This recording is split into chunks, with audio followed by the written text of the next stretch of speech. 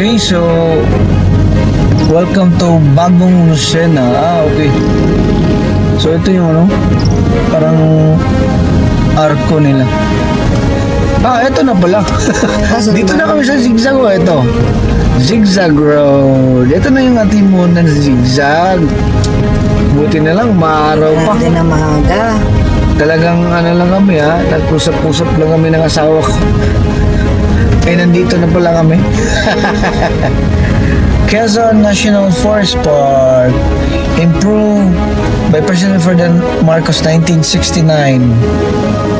Yan, di ba? Grabe, 1969 pa to. Parang statua ng isda. Welcome to okay. Ito yung welcome, parang welcome art ng Gumaka, isda. So, nasa na kami, Lopez, Quezon. Talagang namin, sinadya namin puntahan para makabili. Nakabili na kami ng tubig Hanap na lang kami ng parang makapagluto kami ng dinner. Yung anak ko, pinakain na namin, meron pa namang ulam. Pero kami nasawa ko, wala pa, luto pa kami. Magkape na rin para sagad na natin, push na natin tong biyahe na to o saan talaga. So yun nga, ang ano pala sa Google Map, ang pinin ko is Matnog Port. Doon kami sasakay ulit pa awid ng Samar, Visayas. Ano pala, 526 kilometers galing dito sa Batangas na yun 13 hours, so napakalayo niya. Pero kami nasanay na rin Sa araw-araw naman na binabiyahe namin is pinakamababa is 200. So pero alam ko ito di talaga pwedeng diretso itong Matnog. Di kaya. 1:15 PM na So siguro lang pinakamalayo siguro nito is na siguro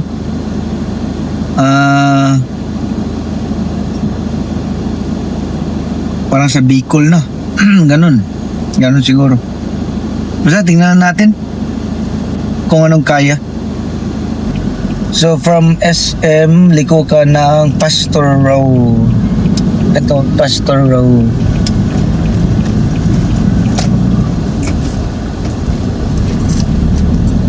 Di ko alam kung dadaan ba kami ng Lipa o hindi na. Yun na, tapos na kaming mag full tank. Ito naman, nag-charge na naman ako. So full tank namin is 1,000. Okay lang. Sakto lang. Okay, so parang nasa na kami,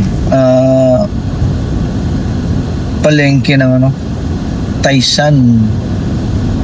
So ito pala yung sentro niya. So pagdating mo sa sentro kanan ka kung papunta ka ng Lucena. Dito pala yung Batangas Racing Circuit. Batangas Racing Circuit, Nagre-race sila ng sasakyan. Sasakyan talaga? Drag car. Drag car. Ito pala yun, Batangas Racing Circuit. So nadaanan namin San Juan, Batangas. Ito fiesta siguro dito, daming banderitas. May marami silang mga kainan, mga fast food din, marami. Ito na yung talagang may pangalan okay, kung diretso Candelaria, Quezon, so right Lucena. So dadaan talaga kami ng Lucena, Bicol, right ka. Lucena at pa Bicol, mag right ka na dito. Quezon Ecotourism Road na ganun pala. Saria, Quezon na kami. Saria, Quezon. lapad na ng daan dito. Ito na yung mga rigta-rigtahan na mga highway. Okay, so welcome to Bagong Lucena. Okay. So ito yung ano, parang arko nila. Welcome to Bagong Lucena. So diretso lang kami. Diretso lang. So kung pakaliwa, malapit na pala sa Bicol. Kaliwa, Manila 126 kilometers. Pakanan, Bicol 138 lang. So malapit lang kami sa Bicol. Malapit na kami sa ano, sa Welcome to Bicolandia.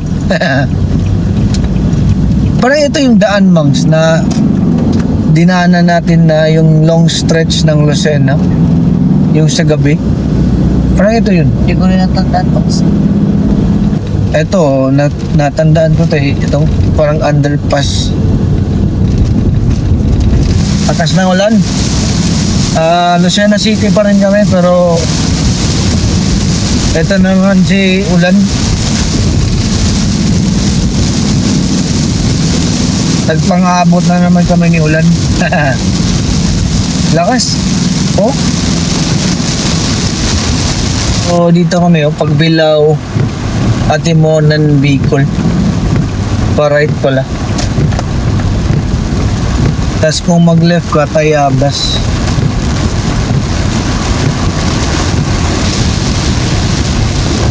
Takbong sakto lang na dito kasi baka masira yung sasakyan natin dito. Napakalakas ng ulan. Yung bearing ang masisira ito, bearing ng sasakyan or fully bearing ng high ace or yung ano, yung alternator. Yun kadalasan pagbaha. Eto na pala. Dito na kami sa zigzag. Ito zigzag road. Ito na yung Atimonan zigzag. Buti na lang maaraw pa. Natin na maaga. Talagang ano lang kami, nag-usap-usap lang kami ng asawa ko. Nandito na pala kami. at ano na, wala nang ulan. Tumila na yung ulan. So ayan. Ano mga buko? Ayo. Naihina na tayo. Okay. Ito pala yung ano, ito pala yung bukana niyo. Talaga, yun Quezon Protected. So yun Quezon Protected Landscape. So nandito na kami. Ito na yung mga high ace nila na talagang kargado. Hindi kargado sa makina, kargado sa mga gamit. Yung mga bubong. Ito yung mga high ace dito. Ang high ace dito pala mga boss, yung mga hindi hindi kabisado, talagang kargado yung high ace nila, kargado sa mga gamit, sa mga karga, hindi kargado sa makina. Okay, so ito na, paakyat na kami zigzag road ng Quezon National Forest Park, improved by President Ferdinand Marcos 1969. Yan, di ba? Quezon National Forest Park. Grabe, 1969 pa to? Yan. Ang pera. Oo, may ano ka mga coins, bigyan mo. Di kami nakapag-ready ng coins Pasensya. Sige lang, sa kabila na lang, mayroon pa naman maghihingi doon.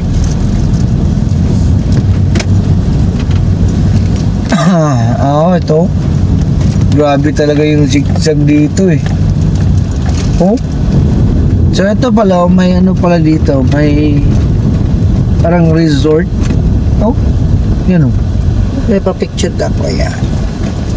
Parang may mga resort dito Resort dyan yung kainan ng grabe. Or kainan. Resort dito Hindi pala resort, kainan. Grabe Kainan ka. Ano? Ito na last na to, pababa na tayo. Oh, pero meron zigzag pa dito, Mags. Meron pa. Oo. Ito. Ito, di ba? Stop na nun. So, ito yung magbigay tayo. May chance na tayo magbigay. Ito po. Salamat. Sige po. Yun, nakapagbigay din.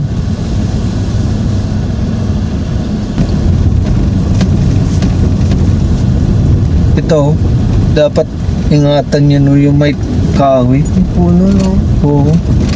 Baka madama ako eh. Oo, pag gabi siguro, pag Dapat high beam. inaanto ka, tas dire-diretso lang yung ano mo. Tatay Patay ka. tayo yan. Dito na tayo. Park muna tayo dito kasi ayusin ko muna yung gamit. Wala talagang ulan dito, napakatuyo. Wait lang, ayusin namin yung gamit. So talagang dyan yung yung daanan ng bitukang manok. So yun na nga. Lagpas na kami, bitukang manok ng Quezon, Atimon, Quezon. So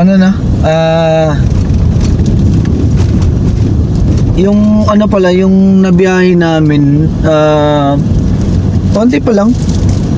Galing sa Batangas parang sa Batangas ko to sinimulan 117 kilometers pa lang ang nabiyahe namin. Galing sa Batangas yun papunta dito sa Atimonan, Quezon. So malapit pa. Okay, so welcome to Atimonan. Welcome to Atimonan. Ito yung parang sentro nila. Pero yung zigzag is, na yun kasama na yata yun ng Atimonan. Ito yung panakaano nila. Sure. Sentro. So, Bicol Gumaka dito.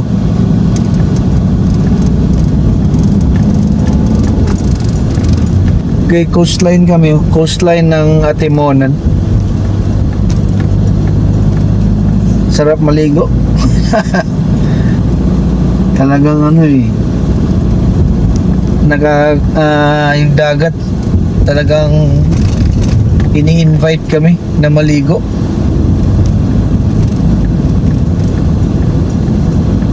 Kung meron lang sana dyan, yung mga renta-renta na kubo-kubo na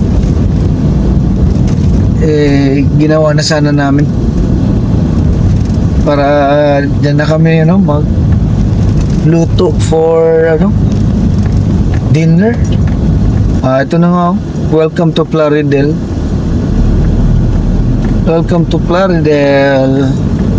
Para ito yung may bypass room. Ilang check natin. Dinaanan tayo ito na nakaraan. Oo. Tapos may nakita akong bypass room. Parang statua ng isda.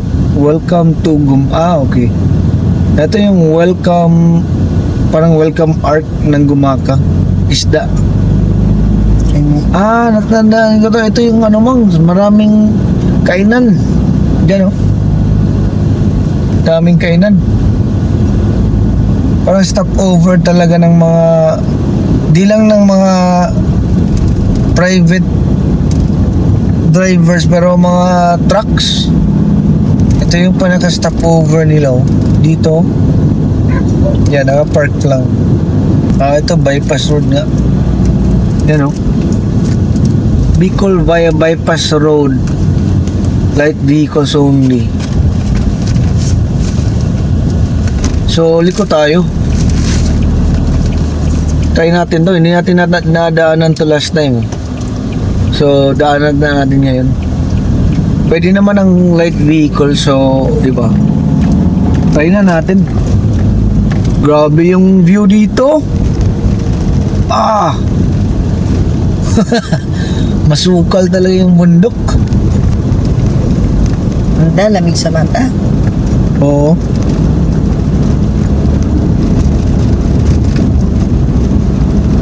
Okay. Ito na. Bicol, Gumaka, Pitogo, Gumaka. So, diretso tayo.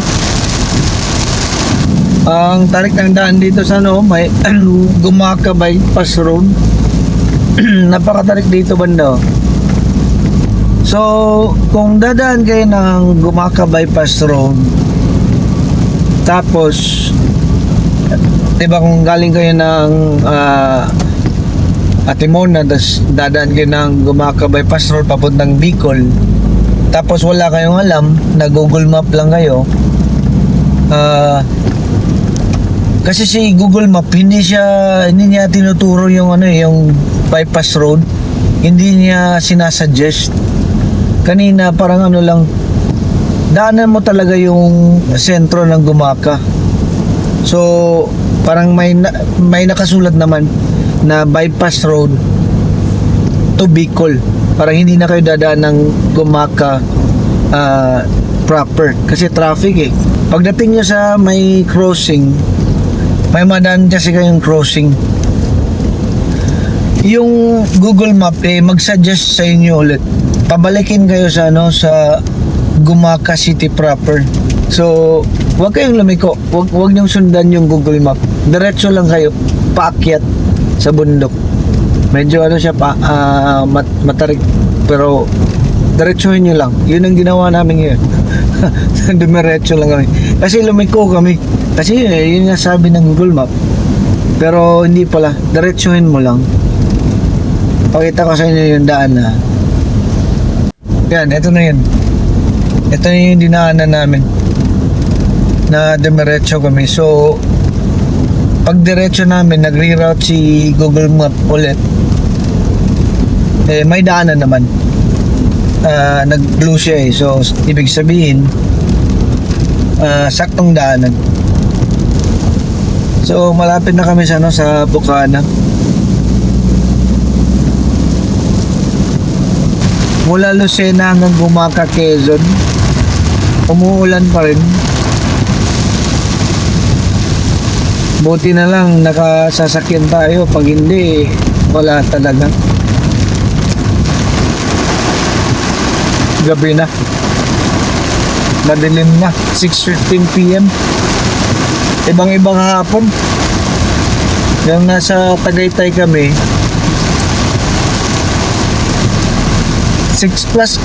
lagpas 6 PM na yun pero nakikita pa rin namin yung araw. Ito wala na, madilim na. Parang ito na yata yung bypass. Wala kaming nabiling tubig. Ito yung tinigilan natin last time yung nagkape ako ba? Diyan lakas ng ulan. Wala pa yun, makabili tayo tubig, hindi pa rin makaluto. Tapos, diretso na tayo. Yan dito ako Diretso na. Diretso na lang. Diretso na. Take pa ng oras. So nasa na kami, Lopez, Quezon. Yan malaking bayan nun. Buti lang nakabili kami ng tubig dito sa Prince ng Lopez, Prince Warehouse. So na lang, talagang pinuntahan namin ang Lopez. May bypass naman pero talagang namin, sinadya namin puntahan para makabili. Hanap mo na kami na wala nang, tumigil na yung ulan dito sa Lopez. Kanina lakas, ngayon lang tumigil. Muna kami ngayon, bali nakabili na kami ng tubig hanap na lang kami ng parang makapagluto kami ng dinner. Yung anak ko, pinakain na namin, meron pa namang ulam. Pero kami na asawa ko, wala pa, luto pa kami. Magkape na rin para sagad na natin, push na natin tong biyahe na to, o saan talaga.